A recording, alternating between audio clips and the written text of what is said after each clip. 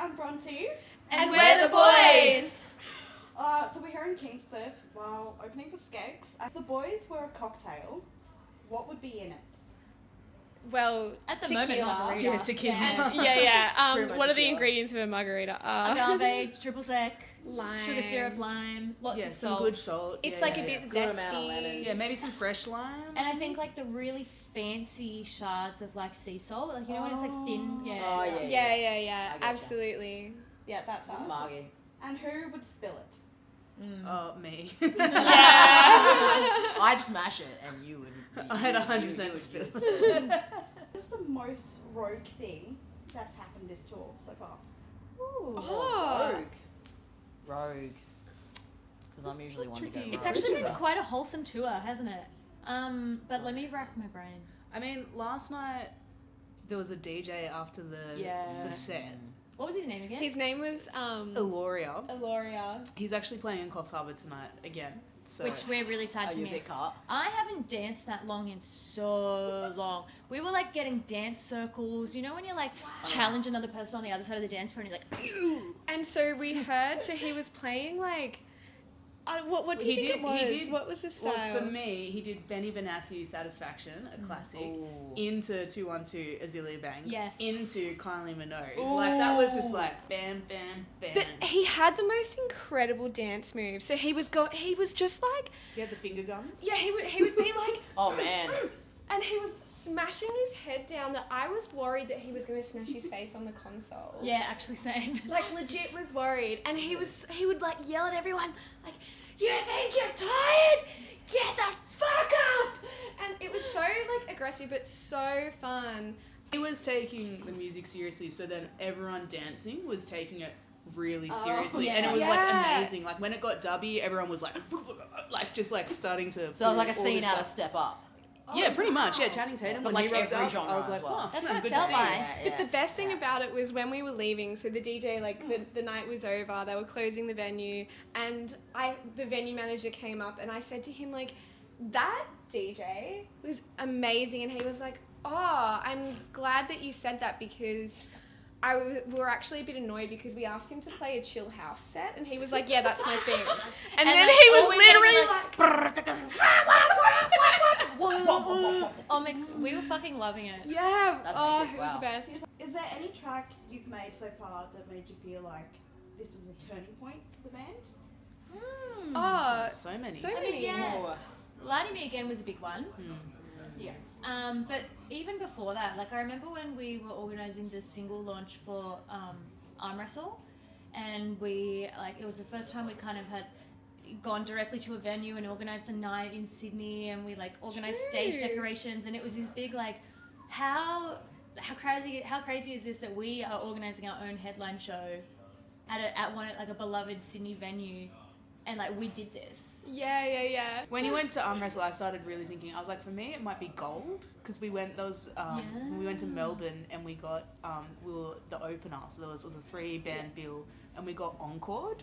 We did, and that was That's just always like fun. it felt really was that the Kiss electric. Idiots show? Yeah. And that was the first time as well that we'd played in Melbourne and actually had a responsive crowd. Like, But also, Lie to Me Again was an interesting one because, I mean, for me, it was a real creeper. We released it during COVID. So often when you release a song, you play shows and you see the audience's response. But because we couldn't play shows, we didn't know that it was connecting with anyone.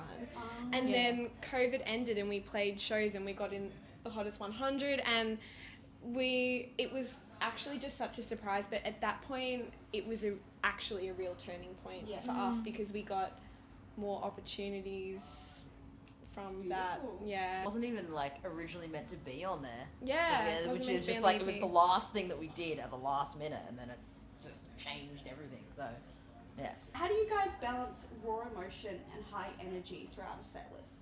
Oh. We Honestly- just do it.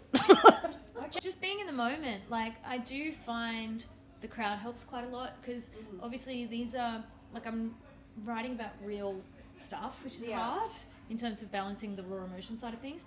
I think when I look at people and I can see them singing, that really helps me stay grounded, and I still want to feel what I was feeling when I like wrote those words and pay homage to that, but I can kind of stay present in the moment when I connect with other people, to not like, you know, cry on stage, because I will, and I have. It's hard, yeah. I think, ultimately you want to serve the song, right? So, you know, you spend all this time in a studio trying to, you know, do that as best you can, and then your job is to try to recreate that live, but the difference is that now there's an audience there, and they're responding to it as well in real time, so that's a really interesting dynamic that's kind of shifting throughout. But yeah, in terms of the high energy thing, for me, like the adrenaline, I can be really tired before a set, and then the adrenaline, it's like cumulative or something. So when we're coming up to the final 3 songs, I feel like I should be, like, if you tried to get me to run 5Ks right now, that would be a disaster. But like, the last 3 songs of the set, like, by then I'm like, I'll I'm run running 20. around. Yeah, I'm like good to go. Marathon, let's sign me up. Maybe the adrenaline makes us like, and the audience would also be in the moment as well. But man, humans have such a capacity for roller coaster emotions, because you can easily go from crying and like grabbing your friends and like really being in that moment to then just like rocking out and like having a bit of a mosh, and it feels natural, it feels right. Feels good. We just take people on a journey. Based on that, how do you decide your set list? I feel like there's like an unspoken arc. Yeah. There might be multiple arcs. It'll depend what we're feeling on the night. And I know that, you know, if we've been somewhere before, we'll be like, oh, they respond really well to like a really like rock heavy set, or like, oh, I remember like doing a quiz once for the, not quiz, what's it called? I put out the feelers for the Luster tour to figure out You're polling. a polling thing, and you know, like Adelaide really wanted to hear, oh no, it was Hobart, really wanted to hear like all the really sad, heartbreaking songs. So cool. But we'll usually, if we've been somewhere before, we'll be like, they really responded well to this, we've got to make sure we include it. But usually, got to make sure it like peaks at a certain point, and you know, tells a story, has good transitions, you know. Bit of crowd surf, bit of this, bit of that. Also, I think because like as a punter, or even like we were just talking about dancing last night, like it's pretty hard to keep the exact same amount of energy across the whole thing. So like as a punter, often when I go to a gig, I'm not necessarily want to charge non-stop. I need like time to catch my breath and reset. Yeah. Fully. My favourite shows, I mean, obviously, went to the Eras tour, and you would think 3 hours you'd be buggered, but it's almost like she just gets what it's like to be on your feet for that long. Yeah. And by the time you're like, I'm so exhausted, boom, quiet section, slow moving songs, feel it out, and like the way that it pulsed through over 3 hours, it's like, we kind of go for the same thing. Try to wear people out, but not too much. We're only good because the crowd's good. Yeah. You know, like we feed off them. Succubus. If you guys were to swap instruments, who's gonna thrive and who's just gonna crash and burn? I will crash and burn. I can play a tiny little bit of bass if someone tells me what to play. Well, but then that would mean I would crash and burn too, because if you're playing bass, I mean, obviously Courtney would do drums because she's an amazing drummer, which means all that leaves is Hillary and I switching, and there is no way I can play like the Hillary shreddies. I would also fumble. The real truth is that Courtney is just going to play everything. All 4 instruments at once. Literally. One limb per instrument and just knock us all out of the park anyway. Yeah. Wow. Settle down. Settle down. It's facts, you know it. Just calm down. What is your pre-show snack and a post-show meal? Ooh. Post-show meal. I feel like pre-show we usually go for small bites. Yeah. Like, Yeah. we love it like a sushi, an arancini. I love a sushi. Rice-based, clearly is a theme. Yeah. But I'm a sucker for eating like, you know, like those microwave lasagnas? I'll eat one of those microwave lasagnas after a set. It's like, I look at it like post-carb loading, you know? Yeah. I had a pretty amazing Macca's run post the Melbourne show where we just like absolutely hunted down Macca's. We were driving around and around Fortitude Valley, like we weren't able to escape it, and we were just trying. Hillary and I were in bed. Oh yeah, all we wanted was some like. That's like, right. did you? We went into the train station. Yeah. Sometimes Was you're the real only one hungry, left. but for me, post-show snack is when you get back to the hotel, wherever you are, and you open the fridge, and then there's like 6 little tiny milks in those little containers, and none of these guys drink them, and I just smash them one after the other. Being told off. She loves milk. What is something people often get wrong about the boys? Spelling. Yes, the spelling, but also that we're not boys. Yeah. I think if people haven't seen us before, they're like, you were called the boys and you're all girls. There's also been Yeah. apparently a bit of confusion with like, oh yeah, the boys are over here, and then the people think they mean like the Skeggs boys, but Yeah. they mean the boys. So it'll be like, oh, do you mean the boys or the boys? And it's like, We also have a group chat with like all our family and closest friends, and a massive thing that always used to happen is people would send a message in our group thread with all our family being like, you're about to be on Triple J, because they'd be like, and up next is the boys, but what they were actually referring to Hobber and Hing. yeah.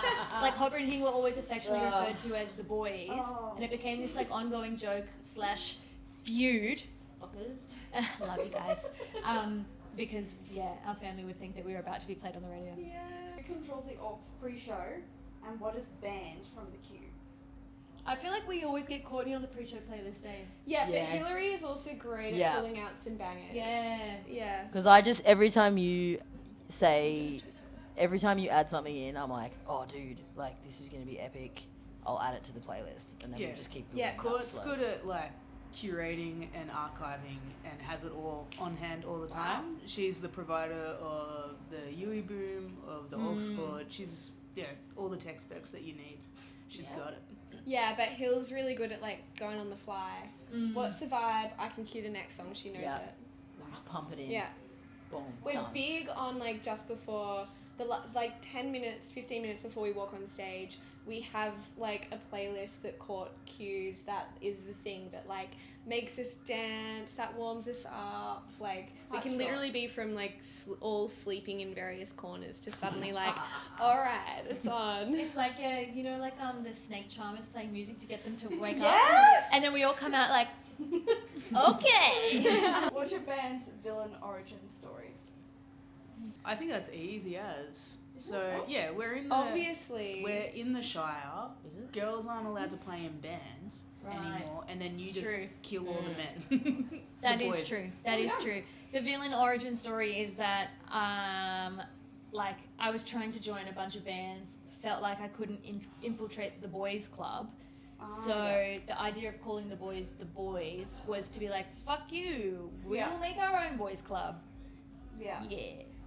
And then you have to, like, have a maniacal cackle, like a witch, like, Or like, yeah. If you had to get a matching tattoo tonight, Oh, gee. Or ever. Or ever.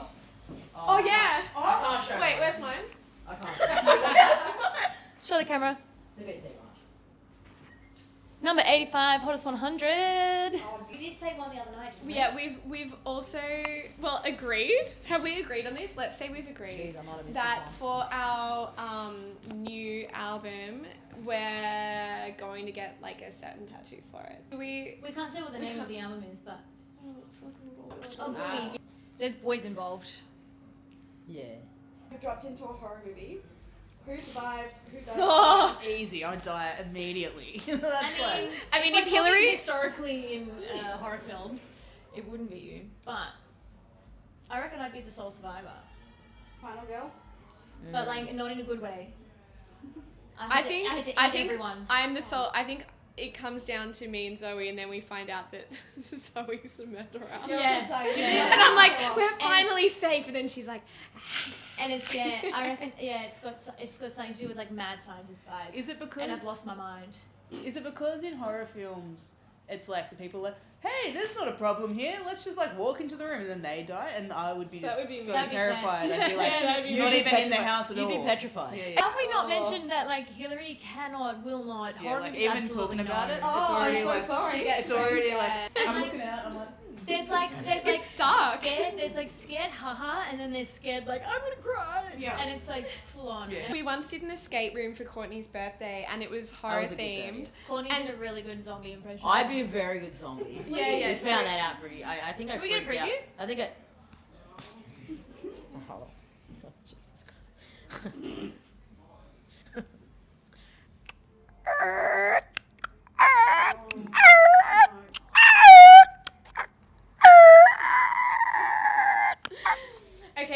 this point in the escape room when I'm a clicker. you had to like put a laser on this thing, and then suddenly a skeleton fell out of the roof, and I just instantly looked at Hillary, and honestly, like, to me, she didn't jump, she didn't flinch, she was just doing this. Yeah.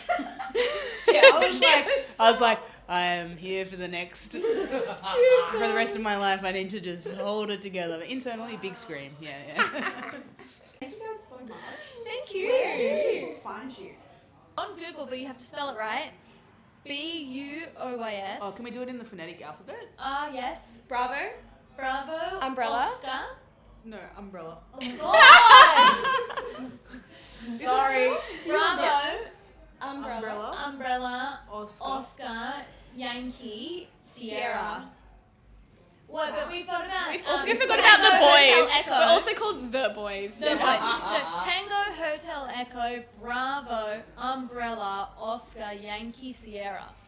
The Buoys. I love that, like, your first question was like, what's a common misconception or something or other? We said how people spell our name, and then I did that exact thing that always happens. People always switch the U and the O. Common then. You know, if you're just told that you are something, then sometimes you start to believe it. That's right. Thank you so much. Thank you so